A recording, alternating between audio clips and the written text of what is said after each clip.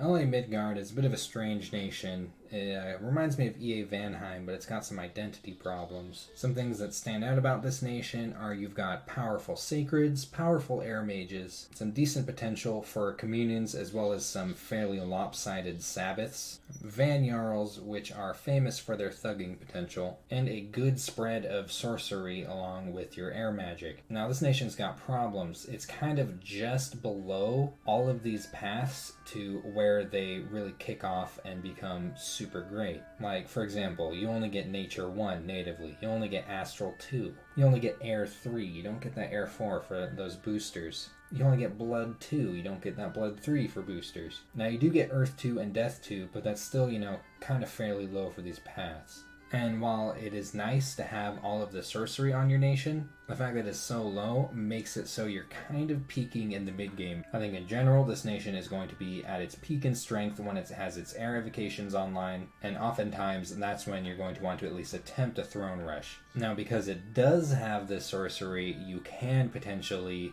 wiggle into having a better long game. You do have tools for that some other nations that peak in mid-game do not have. You also have some really good units, though they are somewhat expensive, as well as your mages. Your best general mage has fairly high upkeep. It's not sacred.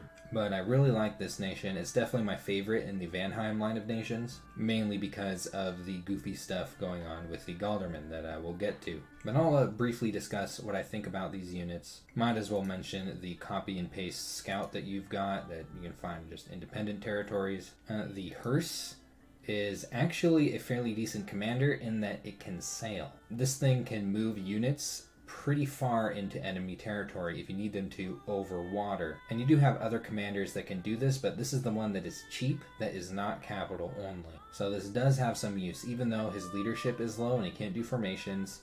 This does have some relevance when it comes to coastal raiding, very thematic. Now, the Jarl is pretty cool, at least. He's really expensive, and for that reason, I don't tend to recruit him very often. But he does have that 80 leadership if you need this on that sailing chassis. He's also sacred, though I find that fairly irrelevant other than his upkeep, which, is already higher than the hearses, so it's like, it's better than, I guess, not sacred, but then, you also need a temple to recruit these. I can't remember the last time I've recruited a Jarl. Goads are something that I want to believe in goads when it comes to their potential for light thugging. I haven't got that to quite work in a way that I feel is gem efficient. I'd love to set these up for light thugging because they can bless themselves. Their stats aren't that great, but they're not abysmal for a priest that has, some protection and a decent weapon. It's like I really want to believe that these could be used for light thugging, but I haven't been able to figure out a way. I'll show you something funny I was messing with later on. Where these things might come up is, they are really cheap. If you're summoning lots of Valkyries, these can bless those Valkyries as they pop up. And I'll show you how that works later. Now, Vulvas are your Astral 2 Communion Ladies. These things are decent in the lab, though a little bit expensive in upkeep. But it's not like you have a lot of other options for that anyway. It's generally good to have these mixed into your armies, just to dish out those extra mind burns and soul slays where you need them, and also get some astral stuff into your communions. And they also have this fortune teller ability, which can help mitigate problems from taking misfortune scales, which I do recommend, as this is a nation that benefits from a heavy bless. Now, the Gal-durman, this right here is the reason that I like this nation so much. This is exactly the kind of mage that I like. He has the combination of traits that makes me really like a mage. That is, they are always somewhat useful, they're always Air 2, they're always going to be good in Thunderstrike armies. But then he's also wonky, which is something that I like. I like mages that you have to plan and think about how you're going to put to use all their random paths and whatnot. And something else that's really interesting about this mage is its regeneration and the fact that it shapeshifts into a werewolf when it is damaged. This makes it a really hardy Sabbath slave on the blood randoms. And interestingly, if you get Soul Vortex onto these as Sabbath slaves, you also have skin shifters, which also turn into werewolves when damaged, that also regenerate. And you can have these on Guard Commander, on your Gal-durmans, and you can actually get away with some pretty lopsided communions for that reason. You can have 2 to 4 of these supporting 4 to 8 mages in a communion and doing just fine. I wouldn't quite call it a turbo communion. I don't have it down to perfect numbers on what you can get away with when it comes to doing this kind of communion. There might be someone out there that knows more than I do and can tell you exactly how many of these you could use as slaves for how many masters, but these things are definitely capable of some lopsided communions, and I will demonstrate that later in the video. But I also do have a chart for discussing these randoms because I do think that is fairly important on this mage. Now, these are the different things that you can get from a Gal-durman. You'll notice that there are a couple of repeats. That is because, unless I am absolutely abysmal at math, which I kind of am, I do believe that you are twice as likely to end up with one of these randoms as something like this right here, because of the way that the randoms spread. Now, I've labeled this so it's fairly straightforward. Up here, you've got Gal-durman that are good at casting Storm, which you should consider doing in just about any army that you have, as you're not going to be using as much projectiles as your opponent in most situations. And on top of that, you just have so many Thunder Strikers, which literally all of these could be used as Thunder Strikers. It's just you have a few of them that aren't good for too many other things. Though these right here are good things to have sitting in a lab casting Corpseman construct. Now, it is unfortunate that you've got a 1 in 16 chance of getting a couple of extremely important randoms on these, so it is a really good idea to generally spam these out, especially if you're planning on having a longer game. I mean, you should anyway, because having so many Thunder Strikers is what's going to make your mid game so powerful, as well as your super great Sacreds and your Van Jarls for raiding. But you really do want to hit these Earth 2 and Death 2 randoms, because that's how Skull Staff, Death 3, Earth Boots, Earth 3. That's how you get decent utility out of these paths. Be very protective over these mages when you do get a hold of them. Similarly, these two randoms right here are very important. These are all the ones that can enter Sabbath. I guess I should have dipped up into there. And these two are particularly important to that. And this one right here, though it is very efficient at entering Sabbaths, it doesn't cost anywhere near as much fatigue to do so. You actually probably want these in the lab summoning Storm Demons. And this is a fairly important one too, because this is how you get regeneration into your communions, which does stack with the regeneration that Gal-durman already have. But you're not getting anything useless out of this. Like, the most useless mages you're getting from Gal-durmans are about 1 in 4 of them are something in here. And these things can spam Thunderstrike in a Storm army. That's great. It's just that the side effect is that, they're a little bit pricey in gold cost and fairly pricey in upkeep. But this thing is definitely the backbone of your mage army, and you should get as many of them as you can afford. And these are your two capital only mages. The Van Heers, you technically could use this as a thug, though I vastly prefer the Van Jarls to that end, as they are much more fatigue efficient when they're buffing themselves, and also just more powerful in general, though they are more expensive. What I generally use these for is carting around my Vans and blessing them. So I use these to lead expansion armies, and I generally have these where if I'm using Vans in an army, I'll generally have these leading them separate to that army so that I can detach them if I need to for raiding or other things, because this map move is a pretty big deal. These things can move really far, and they're also stealthy. So having these carting around small groups of heavily blessed Vans is a really good way to raid enemy territory. They have sailing, so they can go super far when water's involved, and then stealth out to avoid magic phase interception or to sneak in past better defended provinces to their open farmlands. And the Van Jarl is fairly well known, as many nations have access to this chassis, and that's because this is a fairly good thug chassis. This thing has a ridiculously high defense skill, can easily cast things like Mist Form, and Flight on itself can bless itself, so it'll pick up whatever disgusting bless you should already have on this nation because of your Vans, and then can cast Cloud Trapeze to either magic phase intercept or get way deep into enemy territory. They're also fairly good leaders that can move around your Vans on sailing and do line formations. So super great thugs, though unfortunately you are going to struggle to get the paths to build things like Frostbrands and Vine Shields, which is what turns them into absolutely excellent thugs.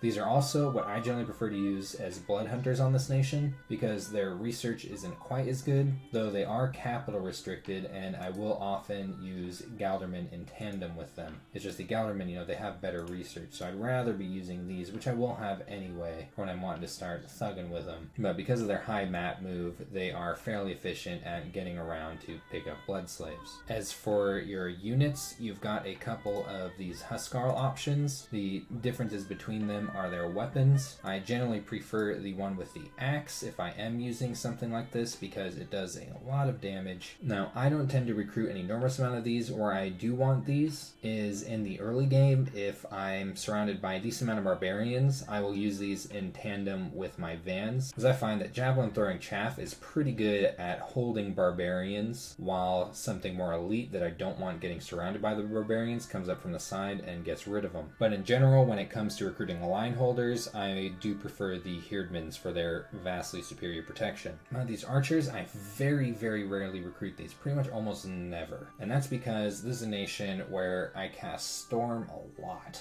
and archers don't do so great in Storm. And also, these just aren't very good archers. When it comes to Middle Ages, you're going to be losing archer fights a lot with these, because they're super low protection, just a short bow. I recommend against strategies that make use of this archer. And you've got the two Herdman options, and the difference between these is one has a spear and one has a sword. I do prefer the sword, as it does more damage more accurately than the spear. But these are my preferred kind of disposable line holding unit, as they do have fairly decent protection and shields, helmets, and just everything you generally kind of want for that. And then beyond here, you've got much more elite units, and these are all actually pretty interesting in different ways. The Einherjar, which are, these are fairly expensive at 25 gold. For a reason, these things hit super hard with 2 attacks. That's 6 attacks per square. Really hard hitting attacks that are even harder when they go berserk. These will be hitting almost as hard as barbarians, except they have 2 attacks. So while these aren't the best line holding units due to their lack of shields and the fact that they're kind of expensive, they're really good on the flanks for taking out the corners of enemy armies. They absolutely rip through the average line holding unit. And similarly, the skin shifters hold a similar role in that regard. They also cost 25 gold each, so they are a little bit expensive, but these things change into werewolves, and I'll actually show you what they look like. So here's your werewolf. These have more HP, better stats, and 3 attacks, and they still regenerate. So after they're done one-shotting human-sized units with their greatsword, if they start getting hit, they'll turn into even nastier werewolves. So they fill a similar role as the Einherjars, in where you probably want these more on the flanks, or at least shuffled into your armies, though be wary that these have slightly higher combat speed than your Herdmans, so you might consider checkerboarding them to that end. But do mind that these things have a somewhat low protection value, so you will want to buff them, but they are very low in resources. This is a nation where you can tank into Sloth if you want to. That is open to you, and that includes the vans, which also are not very resource heavy. This is definitely your most important unit. This is what you want to use to expand. This is what you want to be using to raid. This is what you want to be using to project power in the mid game when you are at your peak. It almost feels like there's not much to say about sacred, glamored, stealthy cavalry. Glamour makes them much harder to hit than a typical unit, but I'll do my best. These have a lance strike, and then after that they've got 2 attacks, as well as a couple of javelins. And say if you script these 2 attacks, so you're trying to get quick value out of that lance strike, they will still use their javelins at opportune moments, so these won't get wasted in that scenario. So really powerful unit, especially if you give them a disgusting bless, which you should. You will generally want to be finding a target in the early game to eat with these. You want to consume someone almost as quickly as possible, and this is going to be one of the main things you're using to do that. And also, quickly of note, you are going to get 3 air gems and an earth gem a turn. This air gem income is really nice. Opens up corpse constructs to you and things like owl quills. And now I'll spend a little bit of time talking about pretender design. You do definitely have a few options when it comes to ways to approach pretender design with this nation, though I think in general you are looking for a decent amount of magic diversity from it, as well as a fairly powerful bless. Now to that end, you actually can get a decent amount of diversity out of things like the Idol of Men and the Monolith, while still maintaining a somewhat decent bless. Say if you're to go Idol of Men, it's actually not enough enormously expensive to start breaking into more than 3 paths with it, as you're already starting fairly high up in Dominion. And the same goes for the Monolith, and in some cases the Demi-Lich is also really good to that end, as it only costs 20 for new magic paths. So you can straight up set up a Demi-Lich as a rainbow, and depending on the paths you're picking and the Dominion you're setting at, it might actually be cheaper than certain rainbow chassis.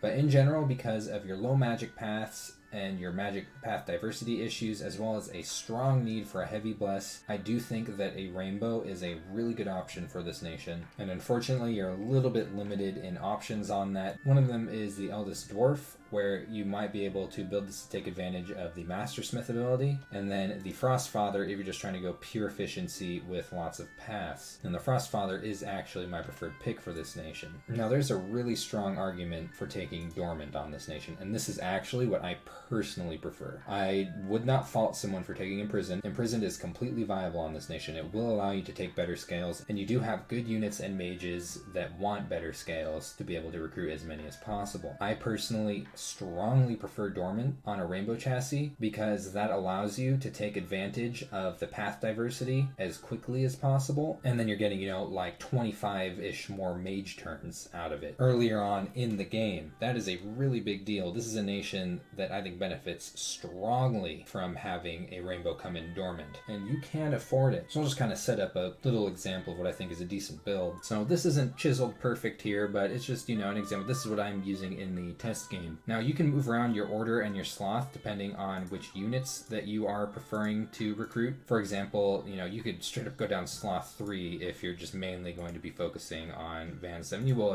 slowly be able to build up your herdmans and whatnot, though you also do have your Huskarl options, which do not require as much resources. So this one is generally geared a little more toward taking Vans and Skin Shifters. I'm not taking Sloth 3 just so I could start ramping up into Vans a little bit more easily in the early game, though, it might not be a bad idea to do it. Now, this is a scale that I really think is important to address. You do prefer Cold 1 scales on this nation. It's true, that is the reality. Now, should you take cold scales on this nation? I do not think so. I think that is a mistake. For one thing, nothing you have has cold resistance. Nothing has snow move. Everything has human-ish HP, and you don't have any water magic. Cold scales do not benefit you in any way other than your income, and you're going to want to tank your heat scales anyway. So when you're taking cold 3, you are inviting a water nation to come in and absolutely obliterate you with things like Grip of Winter, Falling Frost, and Murdering Winter, things like that. You were just asking for it. So I actually think cold scales are a bit of a mistake on this nation. I think you should dip into at least Heat 1 scales if you are tanking. If you're going to tank down to cold 3, I think it's better to tank up into Heat 1, as it's the same amount of points, but this way you're much less vulnerable to someone taking advantage of your cold scales and use them against you. Also, you could dip up into Heat 2 and get even more points. And with growth, you do have access to the Nature Blood crosspath on this nation, and with this Pretender, I'll be able to make boosters so that he doesn't have to cast Blood Fecundity everywhere. I could have a Nature Blood random, if I eventually get it, do it for me. So I could get growth 3 in provinces that I would like to have it in, and I still, have a little bit of growth to help with income. And then Misfortune 2, I think it's really difficult to take neutral or positive luck scales on this nation. I think it's really challenging because you really do need a heavy bless, and that's one of the easier scales to tank. And then neutral magic, I really don't want to go drain, but you could dip into it a bit if you felt the need, if you didn't like what you're looking at with scales. Now, these scales honestly are very mid-game focused. I think if you're going for a late game focus, you might want to switch to Imprison, get some growth, maybe some magic scales, things like that. But this is a build that recognizes that I'm going to peak in mid game, and I'm going to try and take advantage of that as much as possible by bringing out my Pretender early and having him fix some of the issues that I've got, as well as compound on some of the strengths that I already have. This is an example of a Rainbow Bless that you could use for your Vans, but these paths are a huge help to your nation. You've got Thistle Maces, cards, you've got blood boosters, you've got blood summons. Like, you're now able to compete for like unique blood summons like ice devils and things like that. You've got ways to build crystal gear, you've got ways to climb high into astral, decently high into death. You can build elemental staves, you could warm up into casting, things like Earthblood Deepwell. You could summon Lamia Queens. There's just so much you could do with this that you can't normally do with your nation. I mean, you can summon those F3 mages and actually have decent fire mages running around, or Kokitheads. So much utility. So strongly consider a Dormant Rainbow, though Imprisoned is also completely viable, as well as some other options with Immobile Chassis. So these are some of the summons that I feel are a little more relevant to Midgard. I think that LA Midgard is hands down one of the best nations for making use of Corpse Construct. This comes only at Construction 1, only requires a single air gem, and tons of your Gal-durman can cast this. Now, just Bear, it's not a very good spell. You only get 1 per 1 air gem. That's not worth it. However, it becomes more and more worth it as you climb the construction tree. At level 2, you get lightning rods, and if whoever's casting this is holding a lightning rod, you're going to get 4 per casting, and that very quickly becomes worth it. And same with a storm spool. If you just have one mage spitting these out over and over again, a storm spool is a really good idea. Now, it's going to take a few castings to pay off the gem investment. However, this is making it more efficient per mage turn to build up corpse constructs. If you have a mage equipping both a storm spool and a lightning rod, you are getting 6 of these a turn. And now it's actually a very, very good spell. Now, these things obviously aren't the best units. Their stats are kind of poor. They have a decent amount of hit points, but their protection is nothing. You definitely need to buff these to make proper use of them. But what's really nice about these units are their resistances, particularly the shock resistance. You don't have a whole lot of units that you can use as line holders if you're doing things like Wrathful Skies or Shimmering Fields. These don't care about those spells. So if you've got a big pile of these, by the time you start dropping, Wrathful Skies on people, you're going to have at least one pretty nice army running around. And Staff of Storms is worth mentioning. I wouldn't make this just to make corpse constructs. For one thing, it's only going to increase your production by 2 because you can't hold a lightning rod at the same time. I think the reason that you would make this is if you're just absolutely swimming in air gems and you wanted an easy way to just cast Storm in battles, as well as kick up corpse constructs when you're not hauling this around for fights. Now, that's very hypothetical. I've never built this item ever. I don't think on any nation. I think the Spectral Mage is probably your most important mage summon. And that's because it's literally impossible to not get a useful mage out of this spell for your nation. Like, no matter what, you're getting at least a Death 2, which is kind of hard for you to get Death 2s. That's 1 in 16 on your Gal-durman. Or you're getting at least some water. If you get a Spectral Mage with water, you finally have Frost Brands. That's great. If you get a Spectral Mage that has Astral on it, you have something that can more efficiently put different paths into communions, because your vulvas can only get astral into communions, and Gal-durmans have to sacrifice blood slaves and do really fatigue intensive stuff to enter communions. And then the only way you don't end up with either a Death 2, something with astral, or something with water, is if you get an Earth 2. That's also hard to get on your Gal-durman and is very useful. That's Earth Boots. Like, Spectral Mage is a perfect fit for your nation. Now, the problem is you need to get a Death 2 Gal-durman in the first place to cast it if you don't have these paths on your Pretender or don't break in some other weird way. You're going to need to get Death 2 on a Gal-durman, which is 1 in 16 random. Then you could build a Skull Staff and then start summoning these. This is one of your national summons. It comes in at Conj 4. You get 3 of them for 12 Death Gems. I don't think that's worth it at all, but I'm not going to tell you not to summon these if you think they're cool. They do have some cool abilities like a Cold Aura and Fear. They get a little bit bigger if they go down below a certain amount of HP, but all it really does is boost their strength and combat speed a little bit. I don't think these are even remotely worth the cost, but I'm just mentioning them because they are kind of an interesting national summon that you have. And Valkyries, on the other hand, I absolutely think this spell is worth summoning. Now, this is not a ritual spell. These aren't out of combat summons. This is a combat spell, kind of similar to Sow Dragon Teeth. It requires one of your Gal-durman with the Air Death Crosspath. And while you can natively get this crosspath with your Gal-durman, you could also cast this with your much more common Air 2 Death 1 Gal-durman. They just need to snort an extra air gem to do it, or just, communion up. But this puts out 7 of these Sacred Valkyries onto the battlefield that fly. I think in any big battle you should cast this at least once, just to break up and slow down enemy formations. Now they are a little bit difficult to bless if you're not using an H3 priest, and you don't have very good access to H3 priests.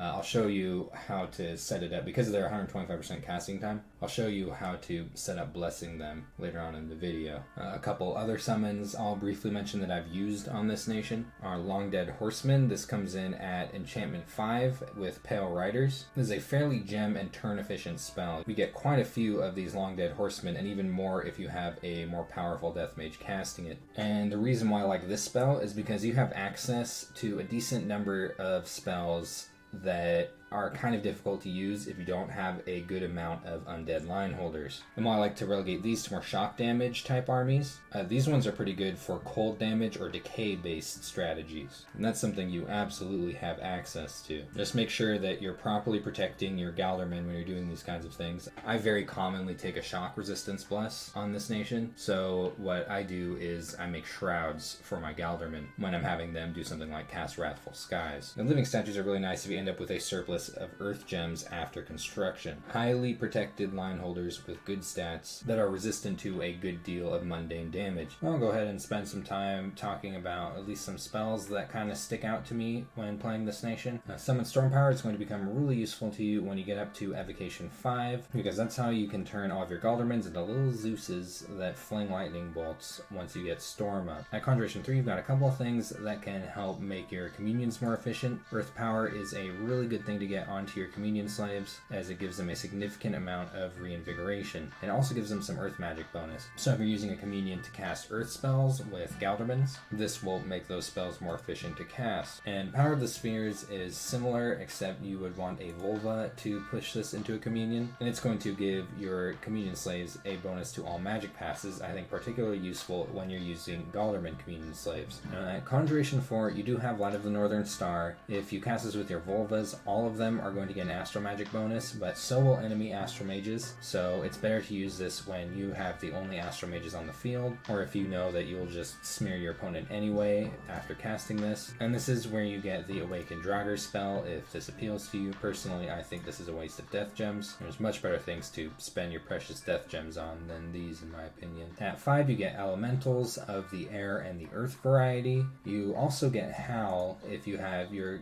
nature Gal-durmans as Sabbath Masters, and this pulls in wolves from the surrounding area to harass your opponent's armies and hopefully their mages in the backline.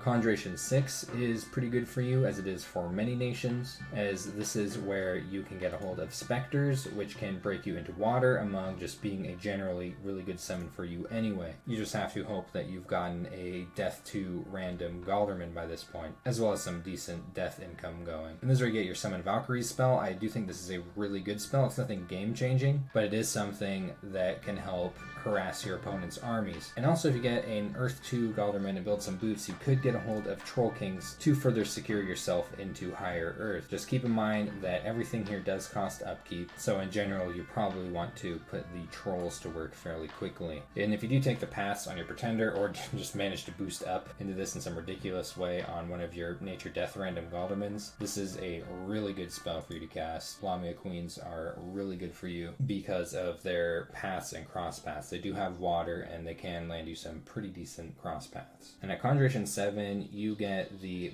big elemental spam spells. These are actually fairly efficient for you to cast, for you, especially the Living Clouds one, because of your communions. You could pump out enormous amounts of these if you wanted to. And this is also where you get Mound Fiends, which are Death 3, so you'll be able to climb up a little bit higher into Death. In Alteration and 1 through 4, you're picking up a lot of buffs for your communions. You know, everything from personal luck to Enlarge, which will give an HP bonus to your Sabbath slaves, which is pretty nice because they regenerate. Mistform, of course, super important on your Van Jarls. And Iron Skin for your slaves, you know, Body Ethereal up here, Temper Flesh, tons and tons of buffs, all the way up to Alteration 4. What you're also getting is Earth Meld, which is a pretty good spell to spam if you're being rushed in the early game by elite units, but generally you're not the tastiest target for that because you have fairly powerful elite units yourself. This is something that people want to use on you. Be careful about that. Now, you might consider Wind Guide if you're casting evocations that aren't, like 100 precision, or if you're making use of a lot of archers, which I don't tend to on this nation personally. I don't think the archers are that good. You also get Swarm, which some of your Gal-durmans can cast. This can be a good way to harass down elite units or thugs. At 5, you've got Maws of the Earth, which is a fairly good area of effect damage spell that also has the Earth Meld ability in a small area of effect. So also a fairly decent counter to elites. And Wooden Warriors is a way to start boosting protection on your units efficiently. Just be careful of the fire susceptibility. Now, you definitely got some things going on at 6. This is where you pick up Soul Vortex, which is a way to make your communions with your Gal-durmans much more efficient by surrounding them with regenerating skin shifters on guard commander, and then they'll suck up fatigue and health from them. Darkness is a pretty cool spell to use if you're using lots of undead or if you take a spirit sight bless. This is a pretty big stat penalty on units that don't have either perfect dark vision or spirit sight. Battle Fortune is a pretty good way to disperse luck. This is something that I would consider mainly on things like vans. I wouldn't want to spam this out on entire armies because it does cost pearls. But when it comes to your elites like vans, this is a pretty good spell to cast. And then you might consider Transformation if you have a significant nature income as a way to not only cut upkeep on your nature random Gal-durmans, though you will need Thistle Maces to start casting it, but it's also a way to potentially boost or break into new paths. And I think you have about a 1 in 5 chance of getting into a new path on land with this spell. However, if you're taking Misfortune Scales, which I usually do on this nation, you also have about a 1 in 5 chance of either losing your mage to death or feeble-mindedness, so keep that in mind. This is kind of risky for you. And 7 is a pretty important milestone for you to hit. This has a ton of useful stuff for you, especially Fog Warriors, which is going to give all of your units Mist Form, and Marble Warriors, which is a really efficient way to stack up Stone Skin on your units.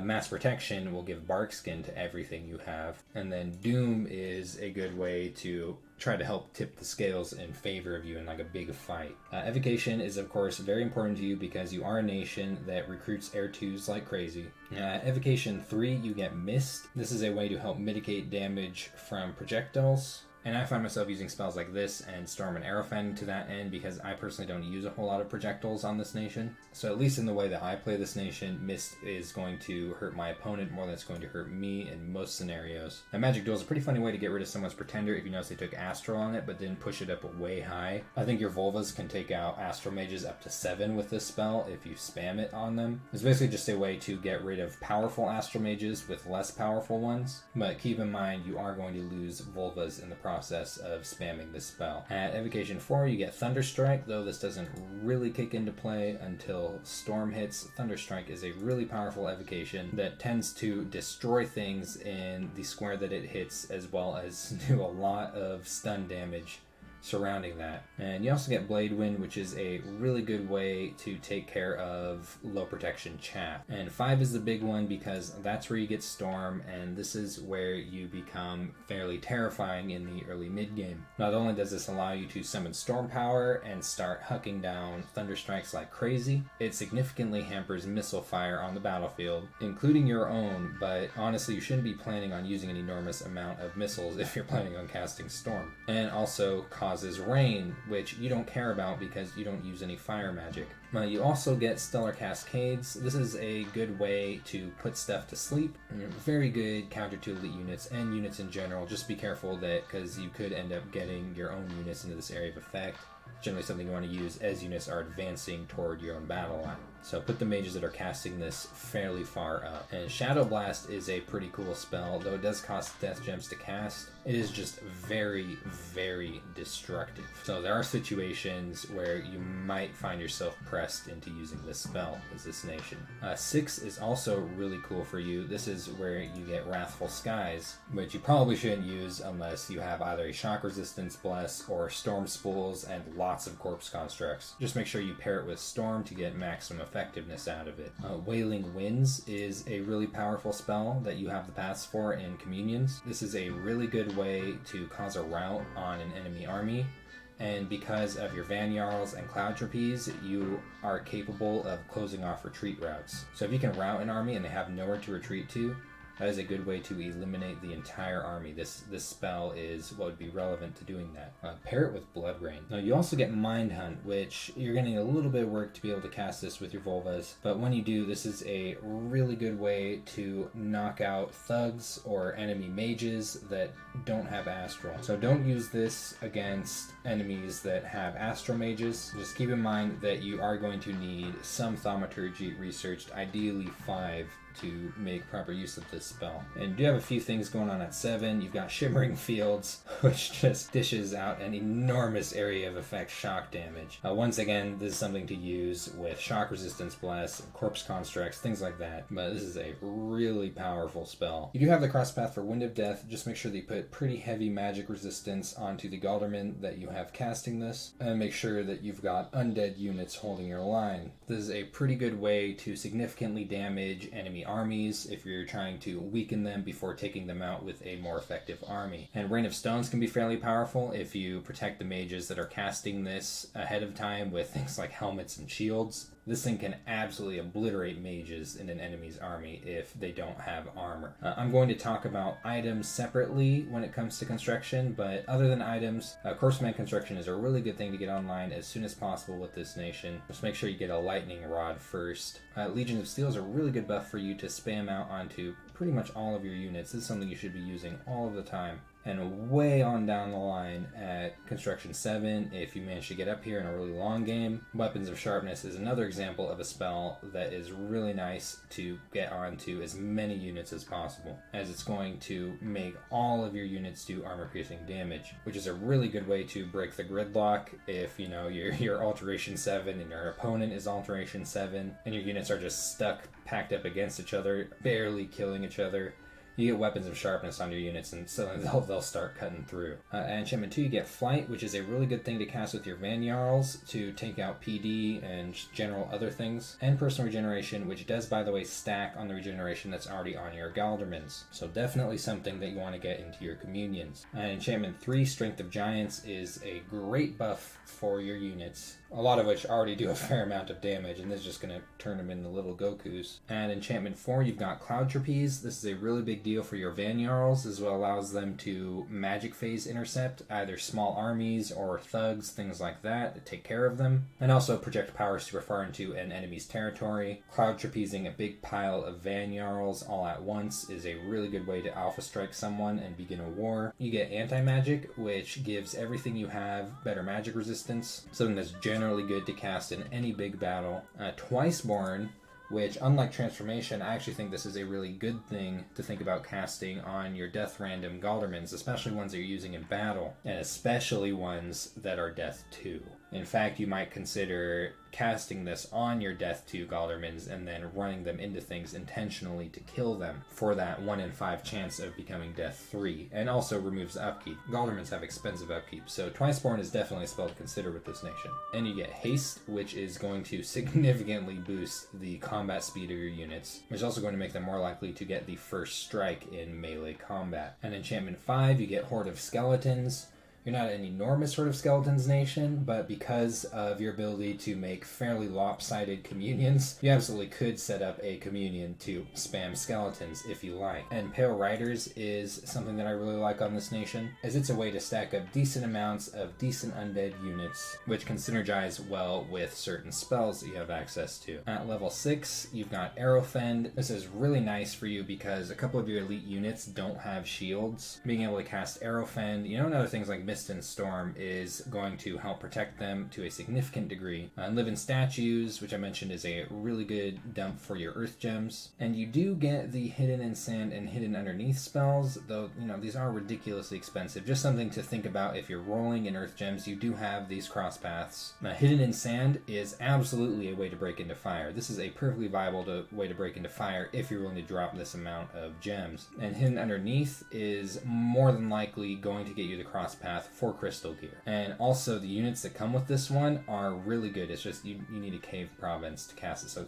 it's not super easy to cast. And there's a few things you might pick up in Enchantment 7. Mass Flight is something that can be useful against certain armies. It can also cripple your army if you use it incorrectly, but it can definitely be a good surprise for an opponent that isn't expecting it. Thaumaturgy, of course, you're going to want one for communions. I don't talk about this spell very much. Horror Mark. This can be a good way to mess up your opponent's thugs or super combatants, presuming they are unable to deal with horrors. If someone's bugging you early on with a thug or an SC, this is a pretty good way to punish them for that. At level 2, you've got Mind Burn, very typical astral spell. It's very easy to spam and tends to obliterate human units. Something else I also didn't talk about too much is Paralyze. This is a good way to counter certain elite units. If nothing else is working, you could start spamming this with your Volvas and have your own units cut them up while they're stiff as rock. And at 5, you get the typical Soul Slay spell, and 6, Enslave Mind. Both good ways to eliminate enemy units. And blood is something you'll definitely want to climb, at least to some degree. It kind of depends on what other blood nations are in the game and how heavily you're willing to lean into it. Say, you can prepare for this with your pretender, and if you have a rainbow pretender, blood is just going to be much more viable to you anyway. So depending on the other blood nations that are in the game, you may be able to kick up to some of the unique blood summons, but otherwise you may have to accept that these are inaccessible to you. However, that does not mean that this is not a good path to climb. 1, you of course get your Sabbaths, is what allows your blood mages to enter communions, and Reinvigoration is really important for making your communions more efficient. If you have a Sabbath Master cast this spell, it's going to set the fatigue on your communion slaves to 0. So generally I'll have a Sabbath Master once he's entered the communion, cast Reinvigoration, then a couple of other spells, and then on his 5th spell in the script, Reinvigoration again. And that's going to significantly extend the life and efficiency on your communion. You are a nation that does have the cross path for crossbreeding if you desired to cast it. And if you have a booster floating around, Blood Feast can be a good way to remove afflictions on your Vanyarls that you're using as thugs. Just make sure you do it in a province that you don't care about too much. Blood level 4 is a pretty important thing to hit for a couple of reasons. One is you get Storm Demons. These are really good, and you should absolutely, if you get this Gal-durman cross path, absolutely have that guy summoning Storm Demons every turn. I actually forgot to talk about these in your summons. I'll bring them up. So this is your Storm Demon. What makes these so good is that they have this ammunition 10 lightning attack with really good range. This is basically like a miniature air evocation mage. Absolutely stack up as many of these as possible and be a little bit protective over them in your scripting. They are ethereal and flying and do have a melee shock damage attack, so they do have other uses beyond their lightning damage. If you buff these to a significant degree and have them fly into your enemy's rear, these can do a lot of damage that way as well, though at that point you are risking losing them, and they are fairly valuable. Really cool attack sprite. And Blood Fecundity is a really good deal to you if you have lower growth scales to get a better bless. You should cast this on all of your high population provinces, especially ones with forts on them. Another way to get Storm Demons is Ritual of the Five Gates, and this is going to give you one of each of the kind of elemental bloodish summons kind of things like devils and frost fiends and whatnot. This one's a little bit subjective. Some people consider this worth casting, some don't. It's definitely more mage turn efficient than summoning individuals. And at 7, this is where you're getting Blood Rain. This is a pretty good thing to pair with Wailing Winds to cause an enemy rout. Curse of Blood is you do have this cross path, and you can wriggle up into this with a little bit of work. And it's definitely worth it because Vampire Lords are fairly powerful Death Blood mages themselves. They could just, summon more Vampire Lords themselves. So I spent some time talking about items that I think are good for this nation to forge. I'm just going to stick to what you could forge with things that you can recruit nationally. Like, obviously, it's good for you to be able to get a hold of brands and vine shields and crystal gear and things like that. But to be able to make those, you either have to take those past in your pretender or wriggle in somehow, empowerment or independent mages or things like that. So I'll just talk about what you could build with no hassle. Now, one of the highest priority things for you, of course, to get a hold of is a Dwarven Hammer. That's because it's going to make your forging significantly more efficient by taking 2 gems off the cost of whatever you're forging. Now, unfortunately, you have to get an Earth 2 random on a Gal-durman to be able to make one of these. You got to build Earth Boots for it, Construction 4, so, It takes some time unless you have another way of getting Earth 3. But you absolutely want one of these as soon as possible, multiple even. And then this is a very good owl quill nation because you do have guaranteed air income, and lots of it. You get 3 air gems a turn. So you absolutely can dump some of those air gems into accelerating your research. And lightning rods are just something that you want to use with corpse constructs, which is something that I do think you should try to get online relatively early on. In fact, this is one of the first items that I build with this nation, is a lightning rod.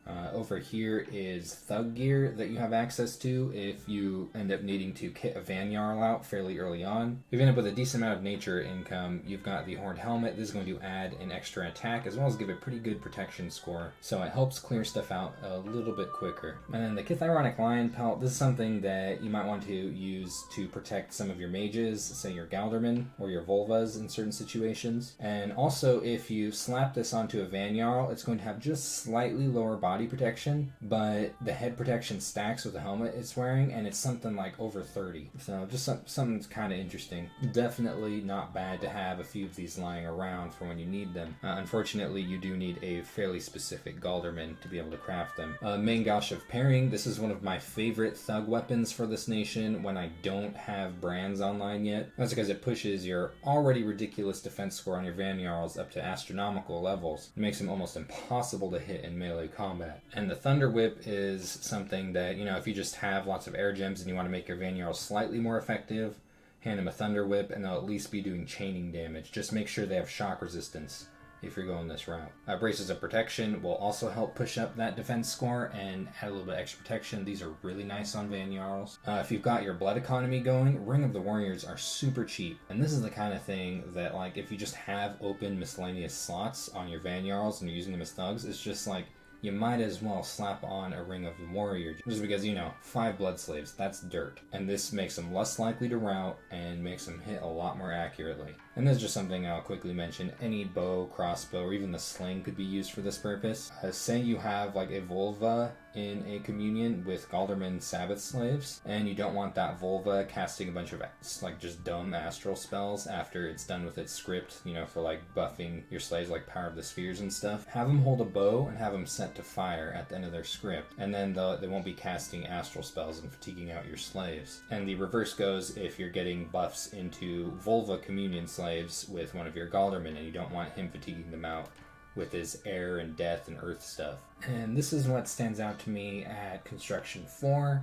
The moment you get an Earth 2 Gal-durman, you should build Earth Boots. The moment you get a Death 2 Gal-durman, you should build a Skull Staff, because Earth 3 and Death 3 is how you get more Earth 3 and Death 3s, with things like Troll Kings and Mound Fiends, among other things. You should sight search at that level. And it's not as big of a deal in combat magic because you're a Communion Nation, but it's really important for utility, particularly when it comes to summons, and of course, making a Dwarven Hammer. But this is how you get Spectres, and Spectres are a pretty big deal for you. That's how you get water, and that's how you build Frostbrands. The Sanguine Dousing Rods are awesome. You should have every single one of whatever you're using for blood hunting holding one of these. And you can think of this as being basically a blood booster specifically for finding blood slaves. It is going to profit off of this cost, and fairly quickly too. And a Storm Spool is something you want for the Corpse Construct. It's also fairly decent if, you're doing some nasty stuff like Wrathful Skies and you need shock resistance on your mages, or maybe you want this on your thugs because when stuff hits your thugs it gets hit by lightning, though ideally when you're using Van Jarls as thugs they don't get hit. Shards of the Battle Saint are pretty nice. Say if you've got a Reinvigoration Bless to put on your Gal-durmans if you're using them as Sabbath slaves. Among other things, it's just a way to get your Bless onto a commander that isn't sacred. I only really use these for Gal-durmans, but I suppose you might find situations where you use them on Volvas and maybe random independent mages. And this is one of the only worthwhile shields that your Van Jarls are able to equip that you can build natively, that is without any kind of empowerment or boosters or foreign mages or pretender paths or anything like that. And the main thing that this is giving to your Van Jarls is luck, and that makes them pretty hard to kill. Now, I actually don't really like using these with Van Jarls personally, because I find that typically after they've cast Flight on themselves, they tend to just get away when stuff isn't working out, or are in a situation where they would have died regardless of whether they had this or not. So most of the time, when it comes to Van Jarls specifically, I feel like you're kind of dumping some pearls down the toilet, and it's not going to make much of a difference in any fight specifically. But this thing might not be a bad idea if you have a really important mage that's a little bit vulnerable, say a Gal-durman with really good randoms, and you're using it in battle, you might want to have it huck around something like this, maybe some other protective gear. And snake bladder sticks are kind of neat. You shouldn't use this unless you have a snake ring on your Van Jarl or unless you have a poison resistance plus, but this spits out big amounts of poison damage in pretty big clouds, and they linger. And I find when you use this for raiding, this causes routes pretty quickly. It's not very killy, so it's not very good if you're trying to just eliminate things. That's what frost brands and stuff are for. But it does cause routes, kind of like the Implementer Axe. It's really good at causing routes. Girdle of Might, straight and simple. Reinvigoration, a bit of strength, but it's mainly the reinvigoration. This is really good for your Sabbath slaves and communion slaves. Really good on Van Jarls. Helps them prevent getting fatigued out when surrounded. You should definitely have a decent stack of these going. I end up spending a lot of earth gems on these in a game. The dancing shields are nice. They block half of anything that isn't armor negating, though they are a little expensive, but you know, the reason you're using something like this is because you don't have superior equipment yet. And not quite as much going on Construction 6. Hopefully by this time you have broken into some other paths and can make some other things. When I am using some kind of bow on my Communion Masters that I don't want casting off script, this is my general preferred bow, and that's because it's really cheap and it soul slays what it hits. Armor of Knights is pretty good armor for Van Jarls. It does encumber them a little bit, but this isn't too hard to cancel out with equipment or a bless, and it does make them significantly more challenging to kill. And Shadowbrands are fairly expensive, and you do need a certain combination of Gal-durman randoms to get this. You need a Death 2 to build a Skull Staff and pass it off to a Death 1, Earth 1. But this is a fairly effective thug weapon. You've gotten a hold of Vine Shields, but you can't make Frost Brands or Fire Brands yet. That's where I might think about making Shadow Brands, because you kind of want to pair it with a Vine Shield, or else you're risking losing a fairly expensive item on your Van Jarl, and the Vine Shield's going to help protect the Shadow Brand. The Shadow Brand's going to help protect the Vine Shield, and then you're going to have a fairly effective Van Jarl thug that can take out a lot of different things. But that is a lot of gems in one spot, and you know, the more gems you stack onto one Van Jarl, which aren't that hardy of thugs, they're really good, but they do die. So you got to find a pretty good balance for this, and this is pushing it a little bit, and that's why Frost Brands are so nice. I'm testing with some pretty abysmal scales, so if I can succeed here, you could definitely do alright with better scales than this. So many farms. Here's a profit with 6 vans. A little bit negligent. No shield. That's fine, you can cast Air Shield. This is how I usually make use of the starting army. I just pair it up with a Van Hearse with a few vans. And here's that starting army with some vans. It gets, what the? Damn, that is a lot of Bloodhenge Druid. But yeah, these are just on attack rear, so it's gonna be pretty messed up. No, don't kill the ladies. You guys are animals. Probably take him off of attack because he's missing an arm. Nah, whatever. He's a badass. And I've been having this army trekking around, though. I haven't been finding too many difficult targets with it. I'll let you know when I find one. Definitely take on more than that. Now I'm at the point where I can just recruit an expansion party a turn, Van Hearse and 6 of these, that'll do it. And see, this is at Sloth 3. And there's a typical script for just a Van Hearse and Van army. This one's a little bit big, but I'm going to be clearing it through multiple provinces of heavy cav. And here's that army in action. What is that? Oh, it's just a piece that's probably wearing something weird. Rope of missile protection. Cool. Yeah, see the javelins in action. So even if you have them on hold and attack, they will find an opportunity to throw their javelins. There's that big group against a decent sized mass of standard indies.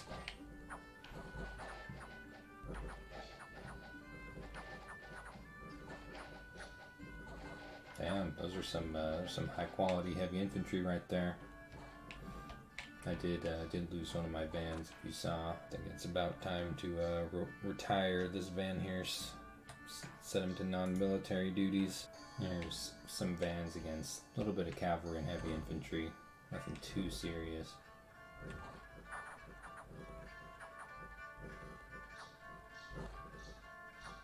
Now you'll see that this this bless build here is fairly defensive. Now you notice that some of these trades are taking a minute. This is an argument for a strength bless over a blood surge bless. It does take some work for these guys to get that first kill. When they get that first kill, they become savages, but even that is temporary. So do remember that strength blesses are not strictly worse than blood surge. As you can see, these expansion armies are pretty reliable against just standard independent, as long as you have a decent bless.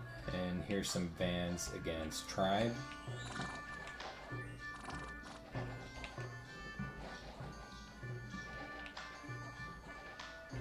I did lose one. And just a little smattering of blizzards just to see who gets cursed.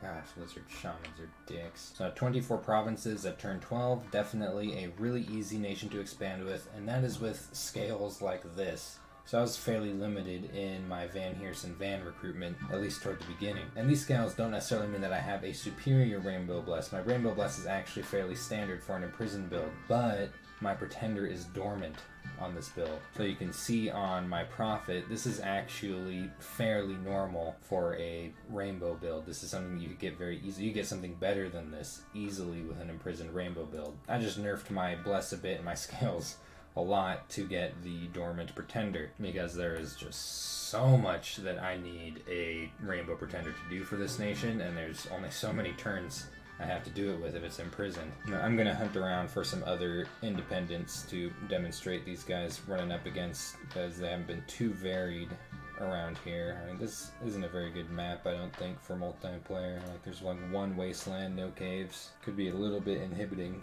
to certain nations. This is all really cool up here though. Oh, and here's just a good example of the map move on these things. It's pretty crazy. Just look at this. It's like flying deer. Well, here's something at least different. Gosh, I love these things.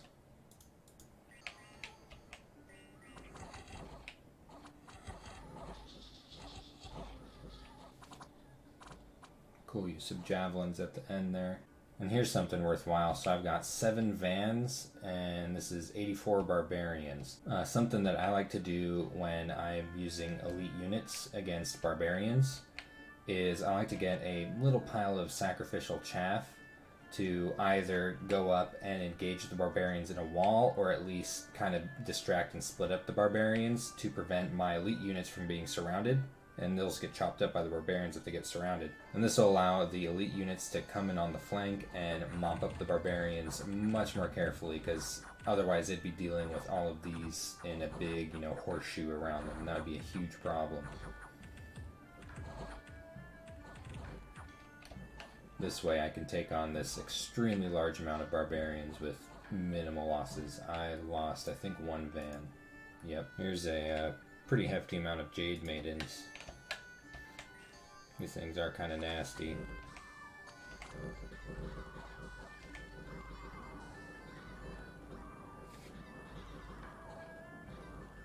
A lot of popped glamour. There's my Pretender chat. I didn't bother to name him anything special this time around.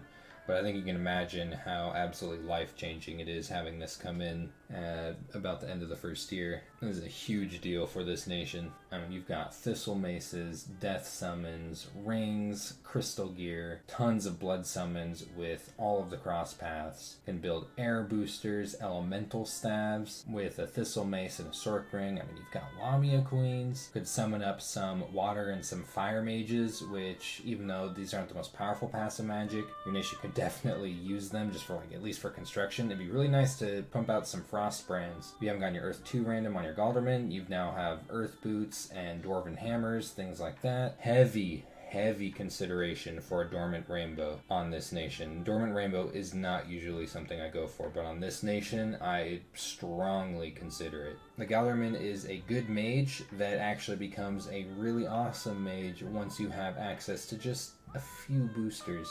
You don't even need that many. So I have an example here of a pretty lopsided communion with just 2 Gal-durmans acting as communion slaves.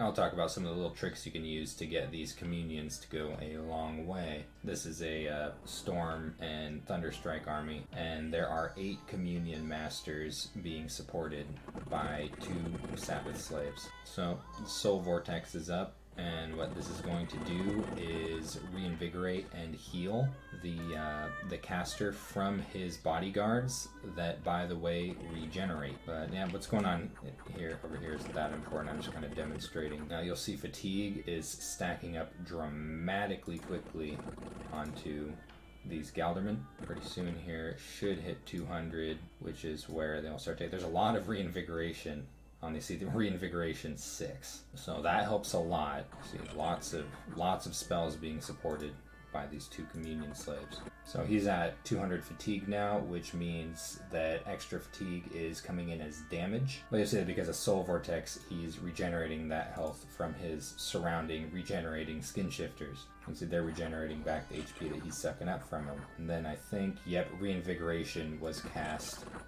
too, and that just resets their fatigue back down to 0 and starts the process all over again. I had 1 mage in the communion set to cast reinvigoration on this 5th spell. So there's lots of little tricks you can do to get these really lopsided communions going. You don't have to do it with just 2. I mean, 4 would probably be a lot better. I'm just making an example of how efficient only 2 Sabbath slaves can be as Gal-durmans. So here's an example of blessing the Valkyries without a H3 priest. You'll see that typically the Valkyries will come right after a turn 1 blessing is cast, which isn't going to hit them. But a turn 2 blessing, it looks like it doesn't hit them. However, it actually does.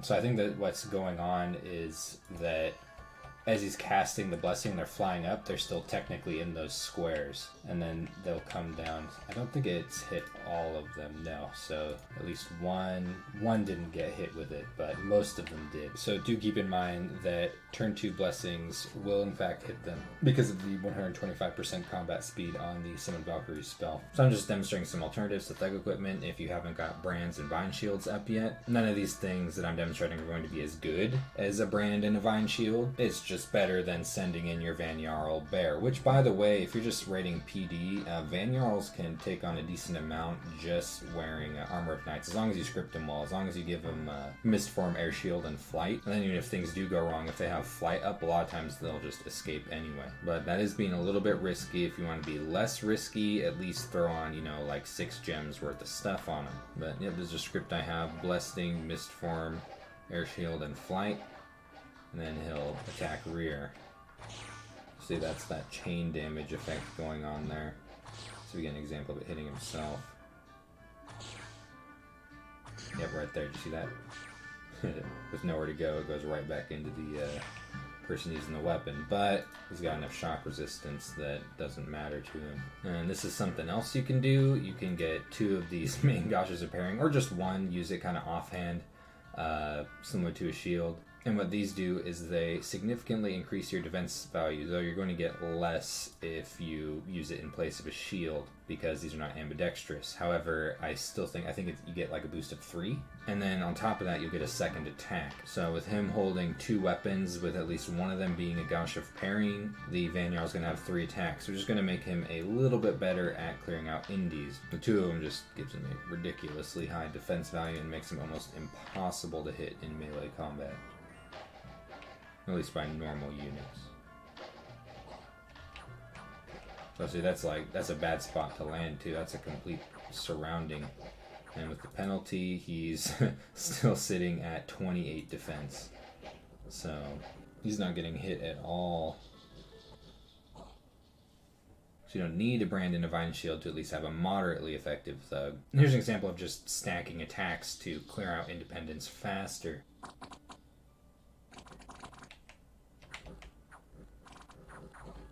See, cleared an entire square. Yeah, he's just clearing squares. So a little bit slow, a little bit risky, and that's why I like to use a main gauche of pairing, so he at least has a high defense skill.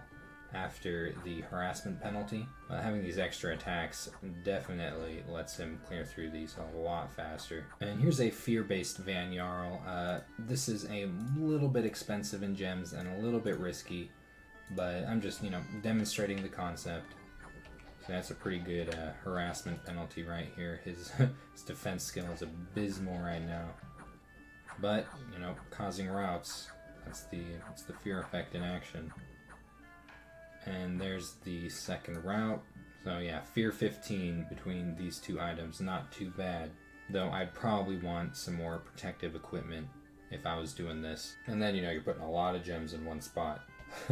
I've been goofing around with this, taking a couple of these guys and giving them some basic equipment and fluffing them with a vulva. It's not working out. It's probably something I could do, but I haven't been able to quite figure out how to make use of these guys in that way yet, so they just can't quite cut it.